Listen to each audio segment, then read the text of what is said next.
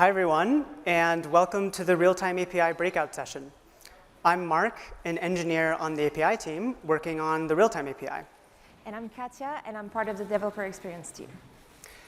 A few weeks ago, we launched the public beta of the Realtime API. For the first time, you can build apps with natural, low-latency voice interactions, all with a single API. When we first launched our first API in 2020, it was limited to text. We then made our APIs multimodal, supporting audio transcription, vision, and text-to-speech. With the new Realtime API, we've taken the next step. We've unified these capabilities in a single API with a model that natively understands speech. Since we launched this a few weeks ago, we've seen developers building some really impressive things in public, from avatars to voice-driven web browsing, even painting with your voice. We've also seen companies start using Realtime API to power voice experiences in their own apps, from language and health coaching to voice controls in your IDE. And before we shipped the Realtime API a few weeks ago, the only way to build speech-to-speech experiences was to stitch different models together and build a complex solution around them. So it was really hard to create a smooth, natural conversation flow.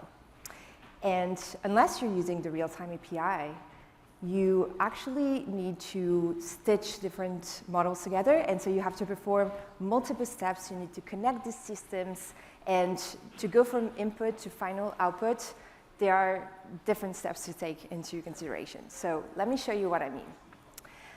First, you actually have to capture the user's speech. And so for this, you either need a button that they can press to let you know that they're talking, or you need to detect that they're done speaking yourself. And after that, you get audio. And you need to process that audio with a transcription service, like the transcription API that uses our Whisper model. Then you get text out. And you need to process that text with a language model, like GPT-4, for example, to generate a response. And then the last step is to generate voice. And so for this, you need a third model, for example, our text-to-speech model, to have speech as the final output. So if you've been following, each step in this flow depends on the output of the previous one, which makes the overall process slow, first of all, but also it can't react fast enough to allow for natural interruption. And along the way, the captured speech actually loses detail and nuance. It's like you're telling the model what something sounds like instead of it actually hearing it for itself. So this makes it really hard to build fluid conversational experiences that feel natural. So before the Realtime API, some of GPT-4o's capabilities weren't available in the API yet. The most exciting one is its ability to natively understand and generate speech. What this means is that there's no need to convert other modalities into text for the model to understand. It can actually process audio inputs just as well as text. And it can also generate speech directly without having to generate the text first. Right. Since the interaction doesn't need to be split into multiple steps, it can happen in real time with much less latency. In fact, this is the same underlying model capability that powers advanced voice mode in ChatGPT. So let's take a look. What are some fun things I can do outside this weekend? The weather looks great. That sounds like a perfect opportunity to explore the Bay Area. You could take a hike in the Muir Woods, enjoy a picnic at Crissy Field with a view of the Golden Gate Bridge, or take a scenic drive down Highway 1 to explore the coastline. How does that sound for a start? That sounds awesome. I really like the idea of a scenic drive. What route should I take? For a scenic drive, taking Highway 1 is a fantastic choice. Yes, ChatGPT's advanced voice mode is an amazing experience. I hope you all got a chance to try it. It's now available in all of Europe. And now what's even more exciting is that with the Realtime API, you now have access to the same capabilities, but through the APIs, which means you can actually build and use this to have the same kind of experiences, but in your own applications. So as you heard, a few weeks ago, we launched the Realtime API into beta. And the Realtime API is designed to enable exactly these kinds of low latency, multimodal experiences in your own applications. The beta release is an important first step towards supporting the full spectrum of modalities in a single surface. So right now, we support speech, text, and function calling, and we're working to add more capabilities to this API in the future. So just to walk through what we'll be discussing in the rest of this session, first, we're going to show you a demo of what it was like to build these kinds of voice experiences before the Realtime API and after the Realtime API. Then we'll get into some live coding to show you how you can start building with it today. And finally, we'll show you a demo of how you might integrate the Realtime API into your apps.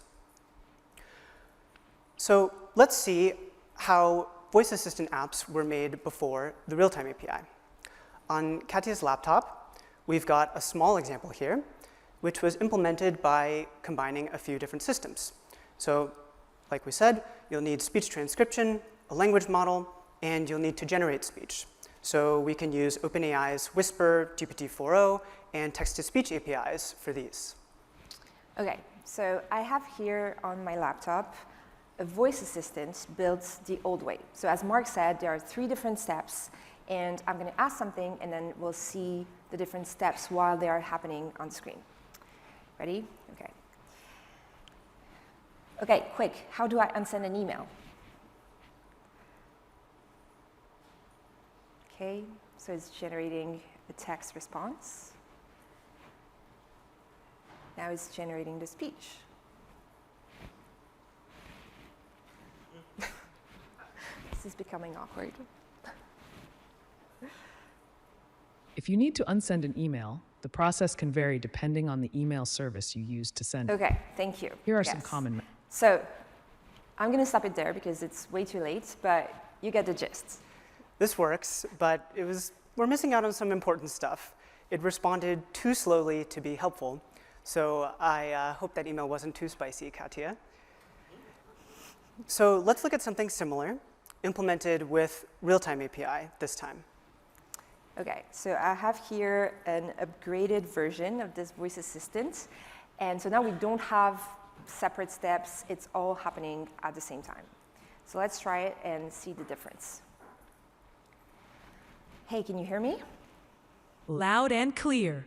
What can I help you with today? Okay, so I'm here on stage at DevDay with a crowd of amazing builders. And I just want you to say hello and tell them how excited we are. Hello, DevDay builders. It's awesome to connect with you all. I'm thrilled to be part of this event and can't wait to see the incredible innovations you all create. Let's make some magic happen today. You heard her. But I actually came from Paris. I took the Eurostar, and I'm already feeling a little homesick. So would you mind saying hello, but in French this time? Bien sûr. Bonjour à tous les constructeurs de DevDay. C'est un plaisir de vous parler. Je sais que Paris peut vous manquer, mais nous allons passer un moment fantastique ici. Profitez de cet événement exceptionnel. Great, thank you. And just for comparison, how do I unsend an email? To unsend an email, it depends on the email service. Okay, I'm actually using Gmail. In Gmail, you can unsend an email by using the undo send feature. Great, thank you. Okay, wow.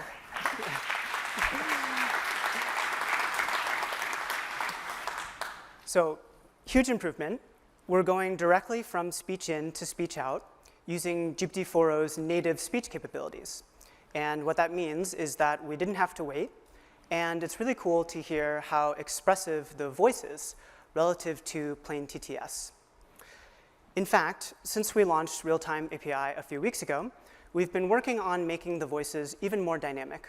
So today, we're releasing 5 new upgraded voices for you to use in your apps.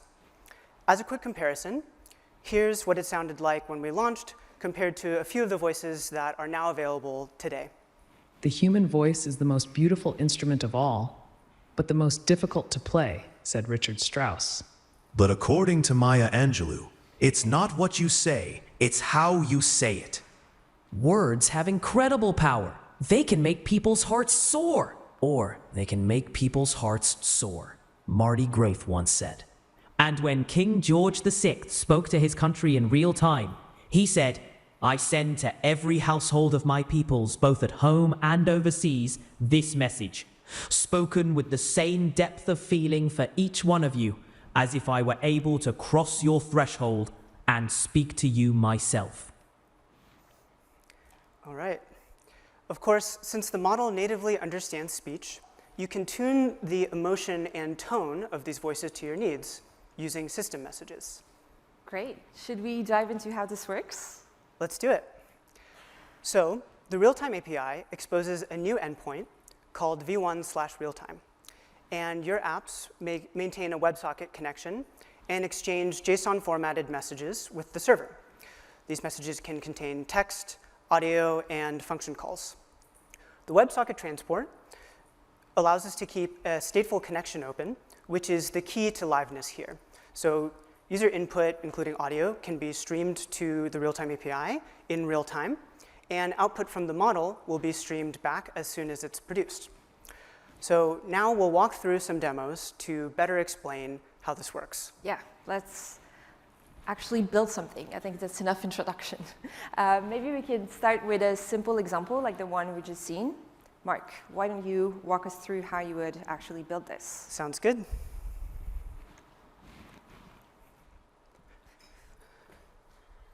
All right.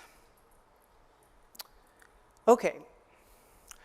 So we'll start small. And to more easily introduce the concepts here, we're going to build a front-end web application that uses the browser's WebSockets API to connect directly to Realtime API. So we have here a basic HTML file.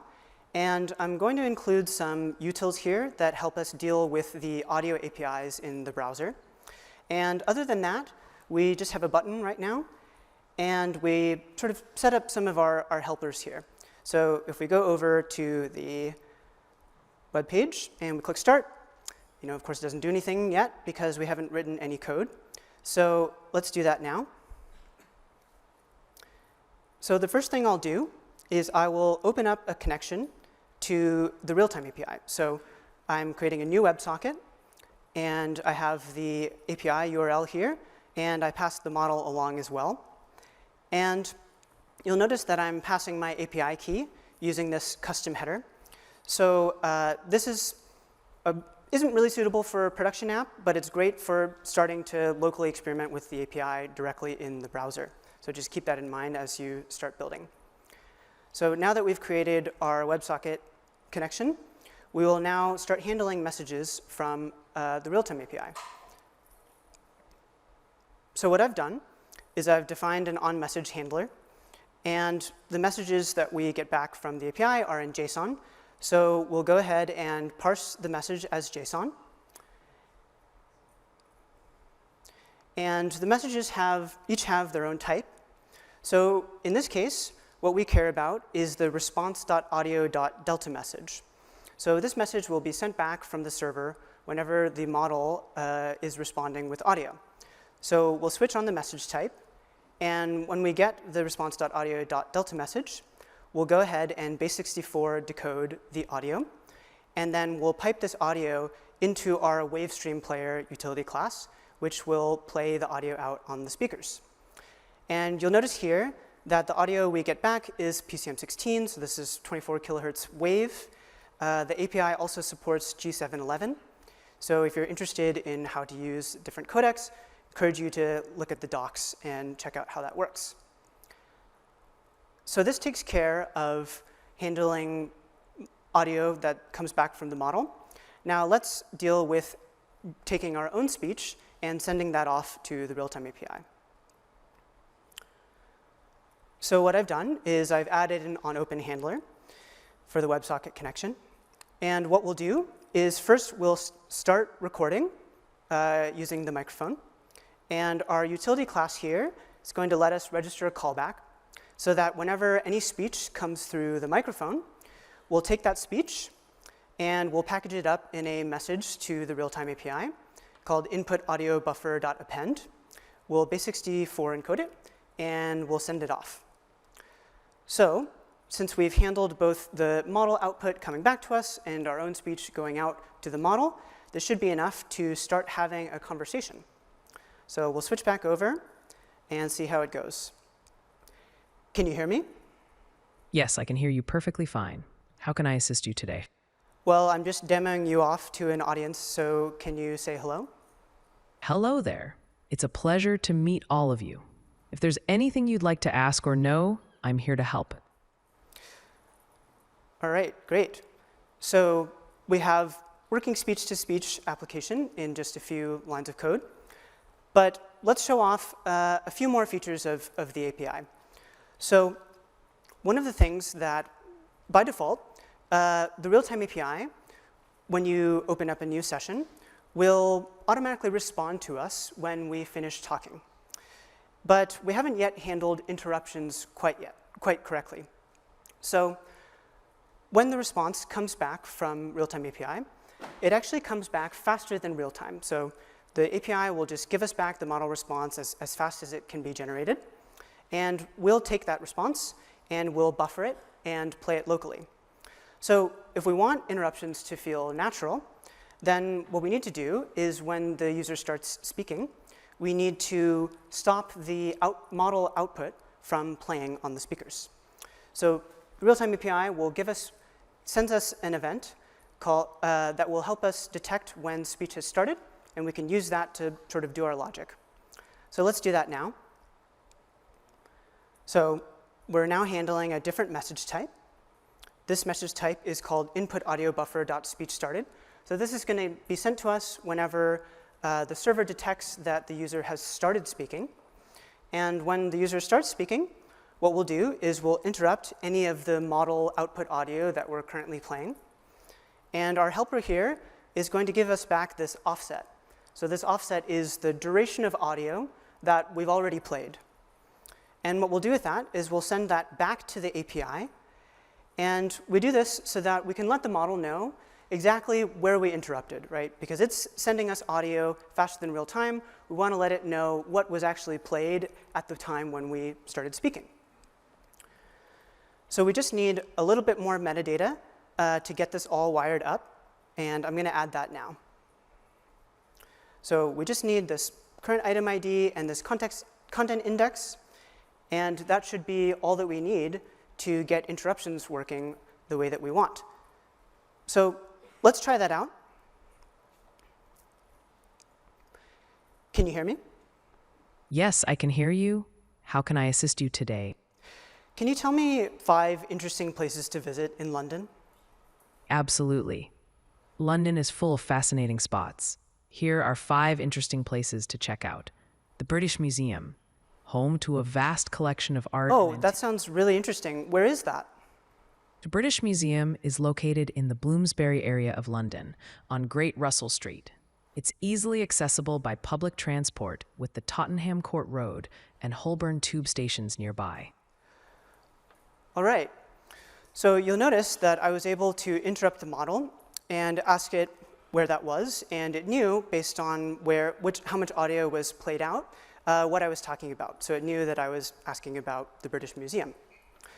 So yes, in this brief demo, we created a voice assistant from scratch, and we introduced the basics of handling speech interruptions in just a single file.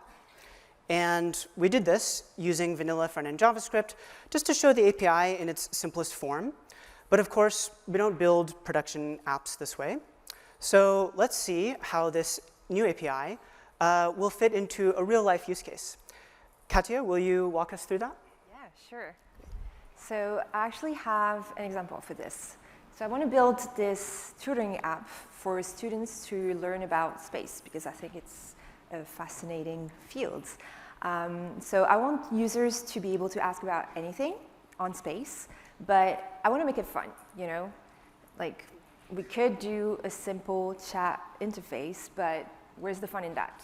It's 2024. I think we could do something a bit more immersive. So I went ahead and prepared this application here. So it's going to show up on the screen in a minute.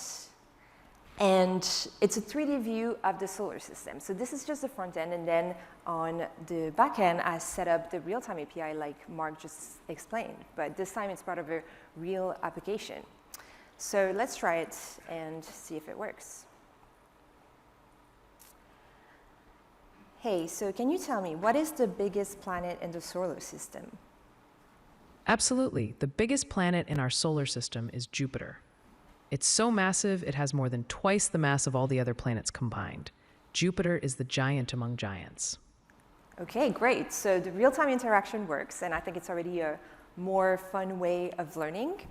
But let's see if we can make it a bit more interactive.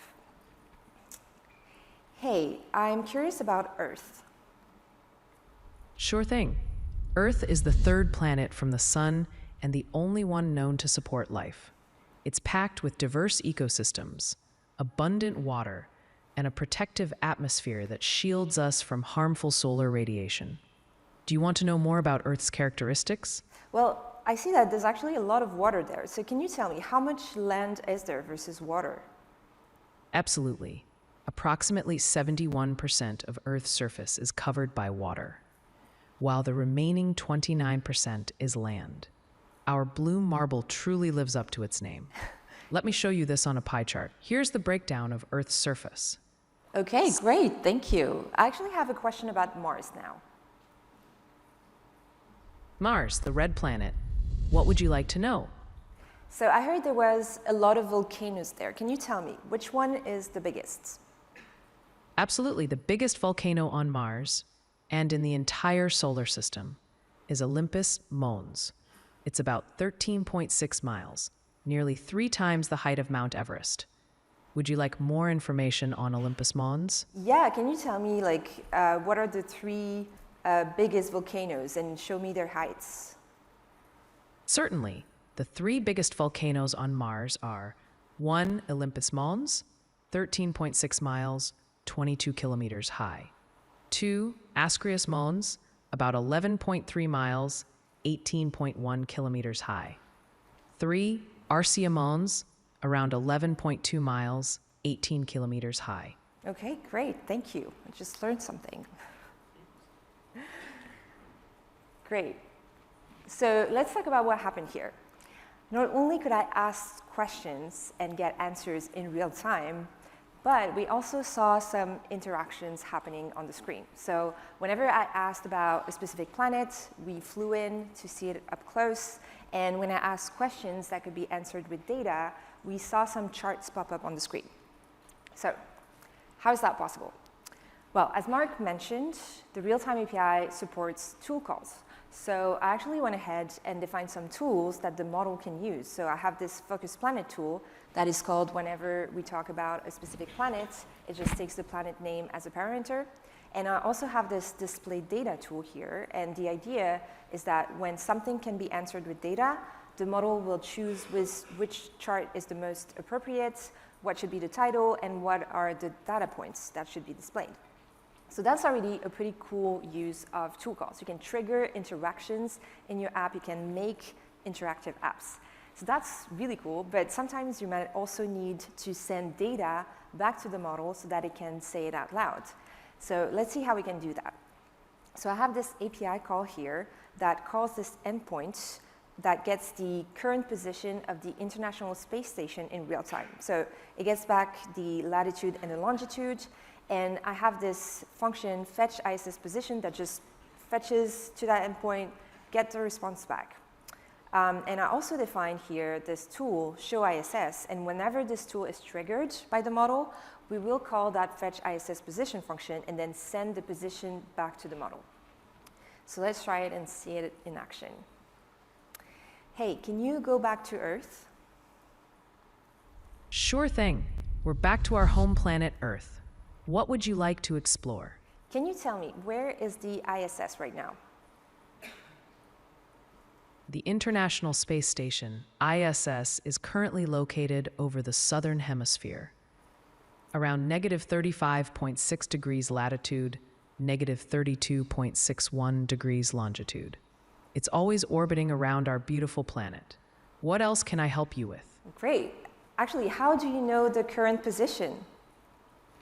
I have access to real-time data, which allows me to track the current position of the ISS in its orbit around Earth.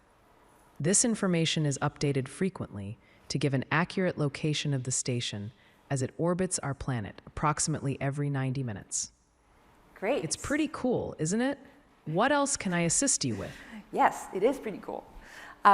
Great, so now you know how you can actually feed data to the model in real time so that it can use it in conversations with your users. Okay, last question. Hey, can you show me Pluto?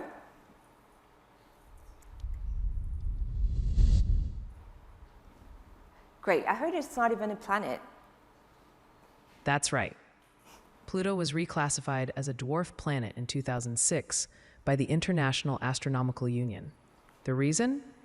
It didn't meet all the criteria for full planet status, mainly because it hasn't cleared its orbit of other debris. Nonetheless, Pluto remains a fascinating object with its own unique characteristics. What else would you like to learn? And I heard it has moons. What are those moons?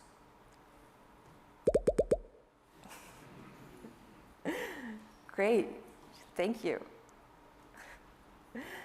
Okay, so if we look at what the model's doing right here, it's calling this show moons tool with Pluto's moons as an argument. And here it's a very small array, but if you have a big array as a parameter, or if you have a long list of parameters, you can actually stream that in real time while it's being generated to show it or to let your user know about it before the tool call is ended. So that's like a very convenient way to use this information in real time.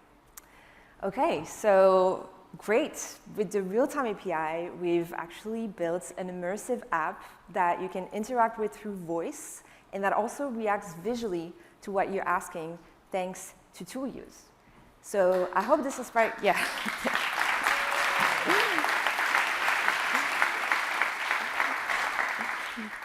So I hope this has sparked some ideas. I'm really excited to see what you come up with and how you'll push the boundaries to create new, delightful experiences for your users. So now that you've seen a couple demos of Realtime API, I hope you can see how it opens up new possibilities for low-latency speech-to-speech apps.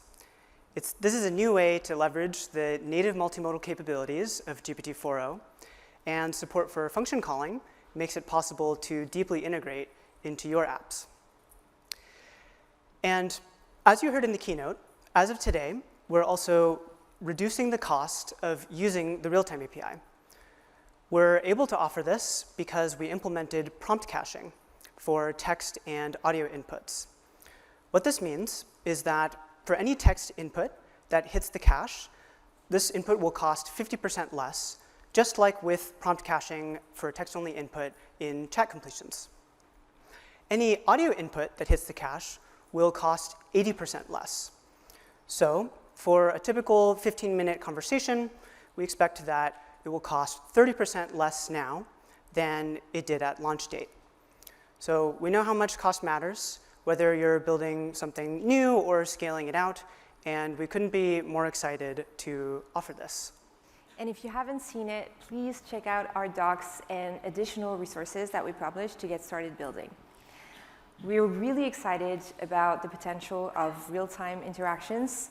We see this as just the beginning of a new generation of products that are built to be natively multimodal. And speech-to-speech is just the first step. But in the future, we're looking forward to unlocking the native capabilities of our frontier models in this very API. And we can't wait to see what you build with it. Thank you.